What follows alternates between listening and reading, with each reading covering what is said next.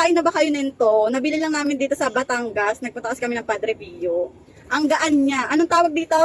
Ano? Makapuno. Makapuno. So mag-open tayo ng isa. Tingnan natin. First time ko kasi nakakita ng ganitong balot ng makapuno. Para siyang nakabalot sa ano. Ay hindi parang, nakabalot talaga siya sa saging. Ano saging? Sa saging. Oh, Ang hirap buksan. Magkano bili mo dito? 25 isa. Isang piraso? Isang tumpok. 25 isa, 5,100. Ah, bali isang ganito 25 pesos. Ang Hindi, mahal. 25 pesos lima. Ah, 5 pirasong Isang ganito. piraso lang yun. Pero pag lima, 100 na lang. Ah, pag isa 25. Ay, ganito pala yung laman niya. Ang galing, no? Ganyan yung laman niya, nasa loob yung makapuno. Ay, ay. Tapos, ayan, wait lang. Wow! Ganyan siya. Ito yung makapuno, nasa loob Uy, ang konti. hindi ka Ayan. Ito, meron siyang sapin na, Tapong ko. anong tawag dito?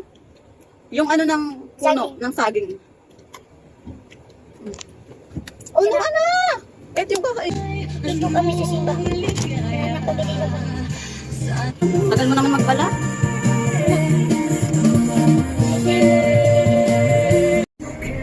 Masarap? Guys, opo, magkakain kami ngayon ni Primo ng makapuno. Masarap naman yung makapuno, kaya lang parang pinaliit. Sarap!